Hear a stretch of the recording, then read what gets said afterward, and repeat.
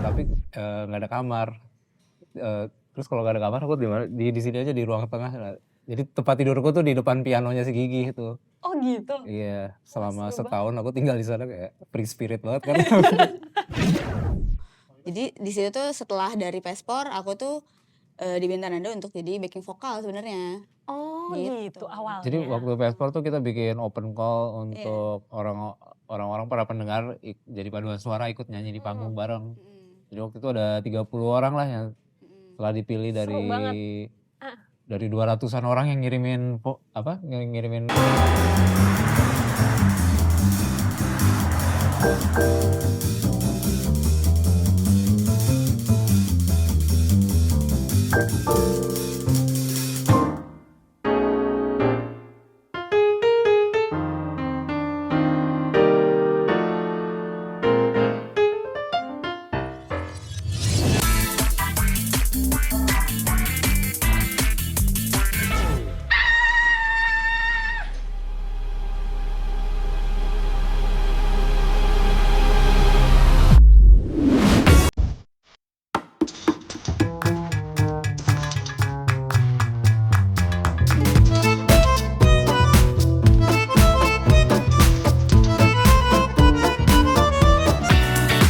Selamat datang di Office Hour.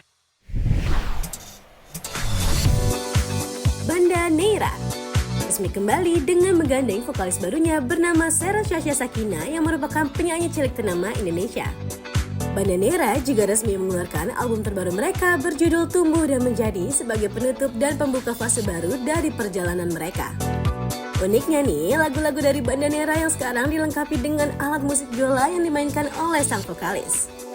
So, nggak usah lama-lama lagi, yuk langsung aja kita ngobrol dengan Banda Neira. Here we go! Hai Dance Lovers, welcome to Office Hour. Kita bersama Banda Neira. Yeay. Tepuk tangannya 2000 penonton di sini, mana lebih keras lagi? Akhirnya setelah bertahun-tahun kita tunggu hadir kembali Banda Neira di hadapan kita. Yeay, senang banget. Udah ditungguin, udah lama banget pasti ditungguin sama fans-fansnya. Lo capek nggak ditanyain tiap hari, Nan? iya tapi Kalau sekarang nggak capek dia nggak comeback. Iya kan? Sampai kayaknya beberapa tahun yang lalu setiap festival dengan segala format, ya kan, dibikin Banda Neira dengan format ABC gitu. Iya benar sih. Itu yang bikin akhirnya, ayo kita balik lagi deh gitu. Salah satunya ya dari sekian banyak ini pertanyaan yang susah dijawab. Kapan main lagi? Kenapa bubar? Iya, itu pertanyaan paling banyak ya. Oke, tapi sebelum kita mulai sampai pertanyaan yang itu, gue mau nanya dari awal banget, mundur banget ke belakang. Sebelumnya kan lo kan sebelum mulai Banda Neira lo jurnalis kan dulunya. Iya. Terus kenapa bisa dari jurnalis akhirnya Karena bikin lagu. banting setir jadi musisi? Sebenarnya nggak banting setir, jadi di awal-awal justru kerja jadi jurnalis sambil pulangnya bikin lagu. Oh. Terus kenapa bikin lagu tuh dulu semata-mata karena ini aja sih, karena nggak bisa mainin lagu orang. Jadi kalau mainin lagu orang tuh kayak di tengah-tengah suka tiba-tiba berhenti nggak tahu chordnya gitu, kayak apa ya chordnya gitu. Terus ngelik gitu? Iya, nggak punya bakat mainin lagu orang, jadi kayak ya udah bikin lagu sendiri aja. Jadi dulu 4-5 tahun tuh dijalanin bareng sambil kerja jadi jurnalis si Banda Neira-nya. Terus di satu titik waktu itu harus memilih karena waktu itu ada rencana bikin album. Oke. Kalau bikin album kan agak repot ya kalau sambil kerja, kayaknya nggak bakal selesai atau bakal lama lah gitu selesainya. Jadi waktu itu aku milih apakah resign dari kerjaan untuk bikin album atau ada pilihan yang lebih moderat gitu yang nggak terlalu ekstrim. Waktu itu akhirnya ngajuin ini cuti tanpa gaji gitu ke kantor. Berapa lama tuh? Mau stop kerja dulu dong 6 bulan gitu. Di approve nggak tuh? Di approve. Oh iya? Iya, sangat mengejutkannya di approve. Aku ngejelasinnya kayak ya gak pakai alasan aneh-aneh. Emang bilang apa adanya mau bikin album. Kayaknya susah kalau sambil kerja karena harus nyari duit produksian dulu kan, jadi harus manggung-manggung sama harus nyari waktu bertapa dulu buat nyelesain lagunya. Kayaknya nggak bisa sambil kerja, jadi akhirnya waktu itu ngajuin cuti nggak digaji yang diterima. Terus akhirnya albumnya jadi, terus rilis, terus aku balik kerja 3 bulan, abis itu resign beneran. Serius? 3 Oh bulan. jadi 3 bulan sempat kerja dulu nih? Iya. Sempat kerja kayak, ya udah cobain deh gitu ya. Iya. Terus abis itu Nggak enak nih sama resign atasan beneran. nih gitu ya. Aku resign terus abis itu pindah ke Jogja. Oh jadi resign dulu baru pindah ke Jogja waktu Iya. itu. Hidup bohemian gitu lah di sana kayak. Oh, free spirit lah Iya, ya free pokoknya. spirit lah. Terus berarti dari situ pindah ke Jogja, waktu pindah ke Jogja pikirannya apa waktu itu? Kayak Apa ya? apa yang mendasari, ada atas dasar lo sebagai musisi waktu itu atau just yang spirit aja gitu, jiwa muda aja? Yang spirit sih, sama ingin ini apa, coba nyebur sekalian ke skena kesenian gitu dan Oh, iya. musik-musikan gitu. Karena emang Jogja lah emang tempat yang Iya, paling iya, heeh. beneran terasa nggak efeknya, impactnya setelah kesana? Kayak perspektif lo tentang, bisa dibilang kan berarti lo dari jurnalis, even tadinya masih sambil bermusik dan jadi jurnalis kan akhirnya lo kan bener nyemplung full di dunia seni gitu. Terus pindah ke Jogja segala itu ngasih impact nggak sih? Masih impact yang sangat besar sih terutama karena aku tinggal di kontrakan yang teman-temannya memang isi kontrakannya tuh ada yang seniman kontemporer, ada yang seru musisi, ada yang antropolog, jadi Antropolog, oke. iya, jadi Menarik banget. ada temanku dia baru mau jadi dosen, terus dia baru ngambil master antropologi, jadi diskusi di kontrakan tuh seru banget sehari-hari. Oh gitu. Dan itu kayak Pasti membuka banyak inilah cakrawala pemikiran gitu ya. Cakrawala buset. Asik. Ya, tapi Dan ya selain bener-bener itu, bahasa yang bener kok. aku tinggal di kontrakan temanku itu namanya Gadika Gigi, dia yang main pianis. Dia pianis ya, dan komposer yang main di Sampai Jadi Debu itu, Gigi yang bikin. Terus jadi pas aku pindah ke kontrakan itu sebenarnya kontrakannya udah penuh. Kamarnya cuma 3 ya, udah diisi sama mereka semua. Oh gitu. Terus si temanku yang antropolog ini yang punya kosannya kayak bilang, ya udah kamu tinggal sini aja, nggak usah bayar, nggak apa-apa kayak, tapi nggak ada kamar. Terus kalau nggak ada kamar aku di sini aja di ruang tengah. Nah, jadi tempat tidurku tuh di depan pianonya si Gigi itu. Oh gitu. Iya, selama seru setahun aku tinggal di sana kayak free spirit banget kan. Dan aku kan nggak enak kalau nggak bayar, jadi aku bilang ke temanku yang antropolog itu, udahlah aku bayar internet aja lah di sini, aku numpang tinggal. Ya itu biayanya 150.000 gitu waktu itu. Selama setiap 1 bulan bulan lo ya? ya. Wah gila, good deal banget sih. Nah, terus tinggal di situ, terus tempat tidurnya di depan piano si Gigi kan jadi kayak ngelihat dia latihan apa segala macem. Kayak sangat merasakan ini ya, enak banget bisa jadi dia kayak kepikiran apa langsung bisa Langsung diekspresikan gitu. Terus dari situ ya momen itu bikin belajar banyak sih, sampai akhirnya termotivasi untuk belajar piano di usia yang tak lagi muda gitu ya. Ya karena itu sih, karena pengalaman itu.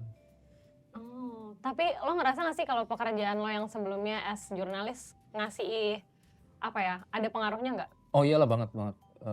Justru lagu-lagu di album 1 dan 2 itu banyak yang secara langsung maupun gak langsung tuh terpengaruh karena kerjaan jurnalis. Bahkan ada yang secara langsung banget sih, yang lagu yang Patah Tumbuh Yang Hilang Berganti itu idenya muncul karena aku lagi ngerjain satu liputan khusus tentang Muhammad Yamin. Kalau Oh ya? majalah Tempo tuh kan suka bikin Iya. edisi khusus gitu. So aku lagi ditugasin bikin satu bagian yang menceritakan kehidupannya Muhammad Yamin.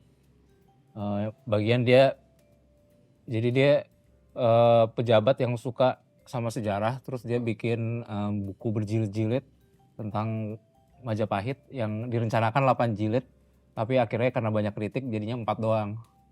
Karena sejarawan beneran kayak ngeritik, ini nggak bener nih gitu-gitu, jadi akhirnya jadi 4 aja. Nah waktu itu aku diminta nulis kenapa yang tadinya 8 terus jadi 4, nah mencari tahu. Nah pas proses nyari tahu itu, pas proses risetnya, di kata pengantar salah satu bukunya aku menemukan kalimat yang Patah Tumbuh Yang Hilang Berganti yang ditulis sama Muhammad Yamin di kata pengantar itu. Terus pas nemu kalimat itu kayak ini nih bagus banget nih kalimatnya. Ini bisa dijadiin lagu nih. Terus kayak ya udah, dari situ muncul ide terus habis itu dikembangin jadi rapnya itu. Jadi kalau misalnya nggak ngerjain edisi khusus itu udah pasti nggak akan ada Nggak sih ada lagu kan itu. lagu. Oh Jadi sangat gitu. berpengaruh sih. Jadi itu ngasih jadi trigger banget lah ya. Bisa Iya, dibilang. kalau nggak ada kerjaan itu pasti nggak akan kayaknya nggak akan ada lagu itu. Iya. Bener. Nah kalau Sasha sendiri, nah ini lucu banget sih sebenarnya tadi gue kayak Sasha, lo kan memulai karir sebelumnya justru berarti kayak udah ke belakang banget gitu. Waktu dulu kan sebagai penyanyi cilik. Ada yang tahu nggak nih lagunya Nanana Iguana, tahu nggak? Tahu nggak lo? Ih gila nggak tahu. Harus tahu, Google abis ini sekarang juga.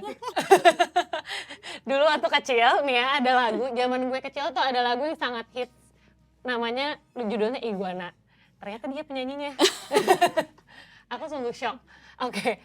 Terus berarti kan itu jauh banget. Terus tiba-tiba sekarang gabung sama Bandanera gitu, bareng sama Nanda. Tapi balik lagi, awalnya dulu bisa bisa masuk ke dunia musik dimulai dari penyanyi cilik. Itu emang dari awal udah sebagai anak kecil nih udah sadar atau emang orang tua yang mendorong gitu? Sebenarnya nggak didorong. Mungkin ini bocah tuh dulu banci tampil kali ya. Iya. Jadi kayak Jiwa difasilitasi tampilnya, gitu iya, sama iya. orang tuaku yang kebetulan ayahku tuh musisi gitu dulu tuh. Jadi dia ada beberapa teman-teman, ada teman produser gitu. Jadi coba ini dikaryakan lah gitu, karena dia kayaknya banci tampil nih bocah gitu. Kayaknya dia mau nih tampil gitu, kayaknya gitu ya. Soalnya di situ sih nggak ada paksaan atau apa, karena aku juga senang menjalaninya gitu dari kecil. Dan itu lumayan memori emas sih buat aku, soalnya kayak jarang banget ada orang punya memori saat kita masih 4 tahun gitu ya kan. 4 tahun, 5 tahun, aku tuh masih ada beberapa ingatan jelas saat itu Iya, gitu itu kayak kalau 4 tahun masih ingat tuh berarti core memorinya tuh ketanam banget ya. Iya gitu. Dan itu aku ingat banget, aku ngejalaninnya emang happy aja, emang happy aja gitu. Jadi nggak ada push dari orang tua. Ini menarik banget sih, berarti kan akhirnya Bandanera sekarang punya warna baru kan gitu. Ada biola jadi core instrumennya di Bandanera yang sekarang. Kalau Nanda, lo kan udah kan hiatus lama nih Bandanera, tapi fansnya tuh gila-gilaan sih, kayak bener-bener nanyain terus kan. Sampai akhirnya lo kepikiran untuk ya udah deh oke gitu. Ya udah deh oke deh gue balik lagi Bandanera dan ketemu sama Sasha. Kayak gimana sih prosesnya? Iya, sebenarnya pikiran untuk apakah balik lagi atau enggak tuh udah kepikiran dari lama ya, mungkin dari 4 tahun lalu lah gitu. Tapi belum teryakini aja gitu, kayak belum cukup lah gitu apa alasannya, kayak kenapa harus dijalanin lagi. Mungkin yang jadi gongnya banget tuh pas ini sih, waktu itu diajakin Ucup ya main di Pesta Pora, diminta mainin lagu-lagu Bandanera, terus oke deh udah lama nih nggak mainin satu setlist full kayak lagu-lagu Bandanera, karena biasanya selama itu lagu-lagu solo, terus lagu-lagu Bandaneranya nyempil lah. Terus waktu itu Cup ngajakin, terus aku okein, jadi 2023 itu September dimainkan lah set itu. Terus pas main di situ sih yang bikin jadi gongnya banget, kayak wah sial kayak penontonnya kayak gitu lagi, kayak karena kalau hadir di situ mungkin ngerasa banget ya, aku ngerasain penontonnya tuh aku kira cuma hafal 2 lagu terpopuler di Spotify lah gitu kan. Ternyata sampai lagu yang gak begitu terkenal pun pada nyanyi bareng gitu semuanya, kayak wah kacau nih orang-orang parah-parah. Terus habis show itu aku lumayan uring-uringan gitu, kayak gimana ya, sampai akhirnya manajerku ngasih deadline. Oh iya. Emang harus di Seteknis deadline itu ini. gitu. Jadi ke depan nih, tahun depan nih kamu mau apa? Karena dia kan yang menjawab segala macam apa, ini kan tawaran-tawaran Pertanyaan kan. itu. Jadi si Nanda dia masih solo atau project apa sih gitu, tahun depan. Jadi kayak dia ngasih deadline pokoknya 31 Desember 2023 kamu harus punya jawaban. 2024 kita udah harus jelas. Bener-bener ada exact tanggalnya gitu ya. Iya, terus tanggal itu ditanyain, jadi apa nih keputusannya? Terus ya udah akhirnya aku jawab di situ. Ya aku akan jalanin lagi Bandanera, tapi Cuma kalau ada album baru aja. Kalau misalnya album baru yang nggak jadi nih di tahun 2024, ya mungkin rencananya ditunda atau nggak jadi sekalian. Soalnya ketika balik lagi aku nggak ingin ini jadi project nostalgia aja gitu loh, kayak project kejayaan masa lalu lah gitu, kayak ingin bawa sesuatu cerita yang baru juga kan. Jadi waktu itu aku mutusin cuman nggak infonya buat internal aja, jadi nggak buat diumumin apa segala macam. Jadi si album itu dikerjain dan semua prosesnya itu yang tahu cuma internal aja. Iya bener-bener ini ya, bener-bener rapat ya, tiba-tiba jebret album aja gitu. Iya. Ya kan orang biasanya single kenalan dulu nyicil, tiba-tiba kayak lah kok udah balik benerannya kembali lagi. Emang rencanainnya gitu sih kemarin. Kayak. Dan ya gue inget banget sih pas Vespor itu, even sebelum Pestapora pun orang udah kayak was-wasnya udah di mana-mana gitu. Berarti kan sebenarnya ya udah seditunggu-tunggu itu kan gitu. Kayak lo kayak Sasha sendiri, lo berada apa ya, masuk ke dalam Bandanera udah di tengah-tengah euforia ini, kayak apa sih rasanya?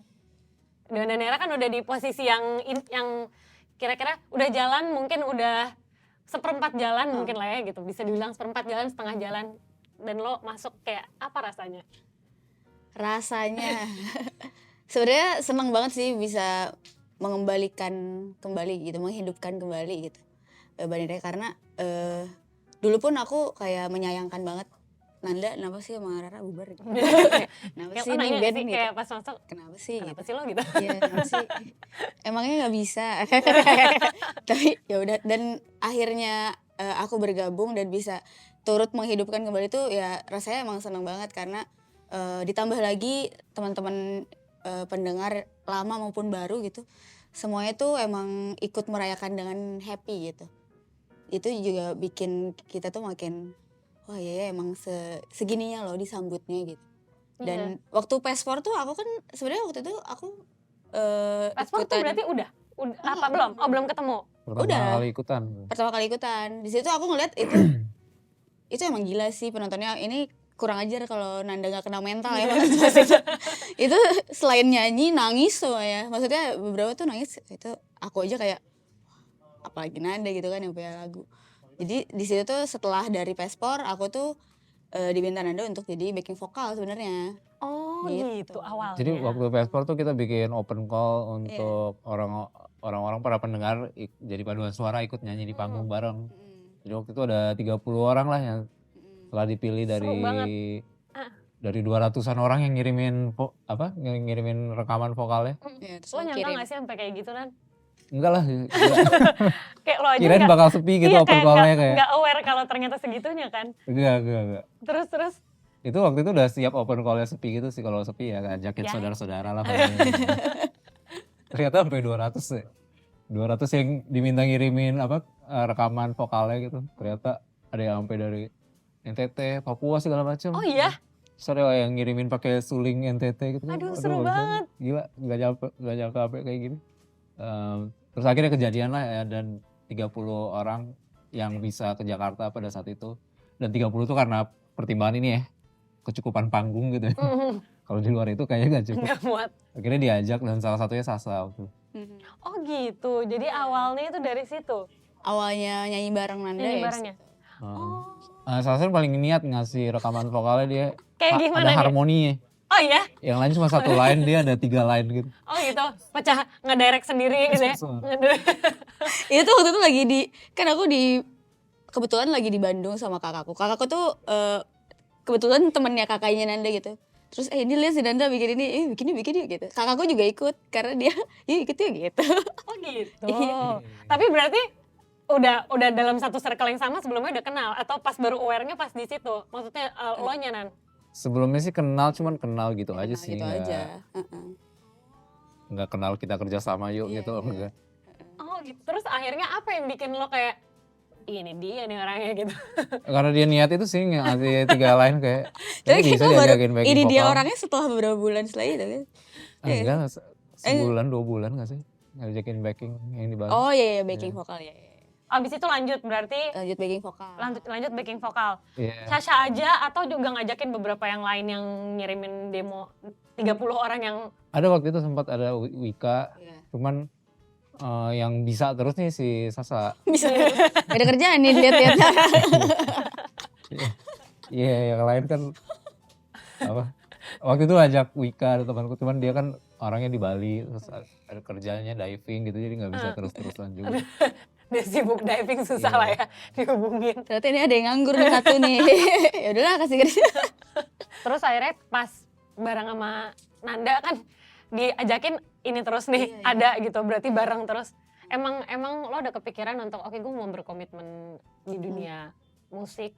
Iya, Emang maksudnya niatnya akhirnya interestnya udah fix ke musik atau gimana? iya sih kayak jadi setelah gue memutuskan resign tuh gue udah punya keputusan itu gitu karena sebelum di film gue di musik gue seneng terus pindah bekerja ternyata oh tidak ya ternyata ini hatiku resah. Hati ini gak bisa, aku ingin bebas. Iya akhirnya pas mutusin resign emang oh ya emang gue pengen komitmen di sini sih gitu. Terus ternyata Nanda ngajakin ya kebetulan sekali gitu kan. Oh ya ayolah kita coba ngajakin untuk bantuin terus ya gitu awal ya bantuin backing vokal. Oh ya gas lah kapan aja ayo gitu. Nah itu ujung-ujungnya dia menjebak. Gue mau tau dong ngajakin ngejebaknya kayak gimana sih? Gimana jebakannya? Itu sih ngasih materi baru. Oh oke. Coba nih, Cie. Coba ditimpa. Coba di- terus aku dengerin cocok nggak ya gitu.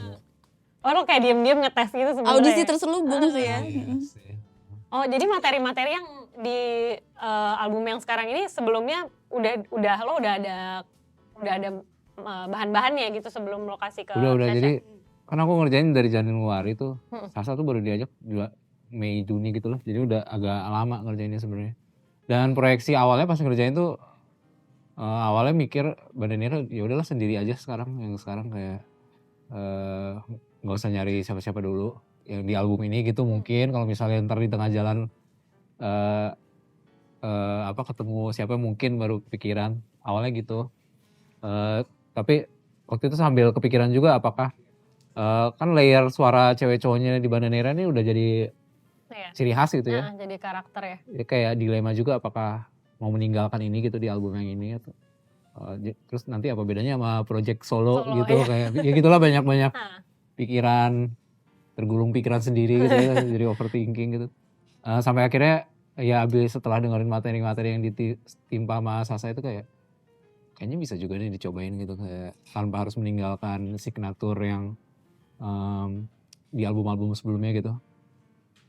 Terus ya udah coba deh nanya ke Sasa dia pengennya apa sih gitu di dunia musik ini gitu. Terus kita bisa nggak sih nyatuin ini. Terus ya sejauh ini aman aja sih. gimana sih? Sejauh ini sih belum jauh sih ya belum setahun sih ya. Lagi lucu-lucunya.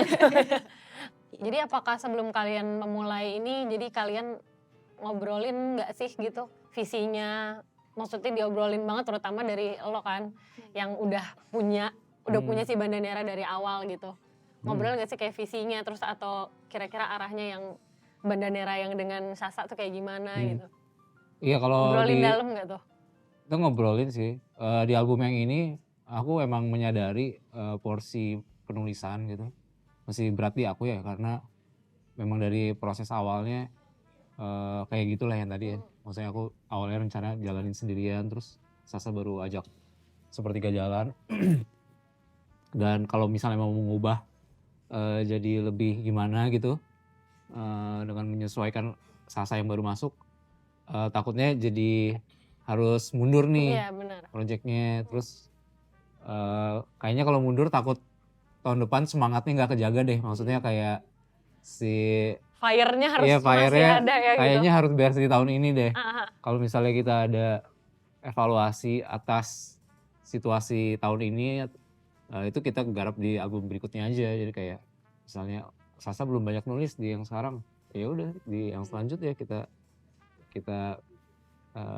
kan kita komitmennya panjang nih panjang ya. Berarti masih ada album-album selanjutnya kan. Emang bener-bener semacam rumah tangga ya. Iya mirip-mirip sih. Mirip-mirip lah ya. Mirip. Oke Dance Lovers, gila banyak banget yang pengen diobrolin karena baru saja kita membuka obrolan mengenai perjalanan barunya Bandanera di album yang baru. Nah, sekarang kalian dengerin lagu barengnya Bandanera berjudul Tak Apa Aku Lelah tetap di Office Hour. Ada sih, ada banget bebannya. Aku ngerasa bebannya tuh, jadi si Bandanera ini lebih ini ya. Kan hidupnya cuma 4 tahun, bebannya 8 tahun. Bener juga. Itu tuh kayak band mitos gitu. Iya, bener. Jadi kayak terbangun di imajinasi orang-orang gitu kan Jadi sebenarnya. dulu ada band. Iya, gitu iya. kan. Jadi kayak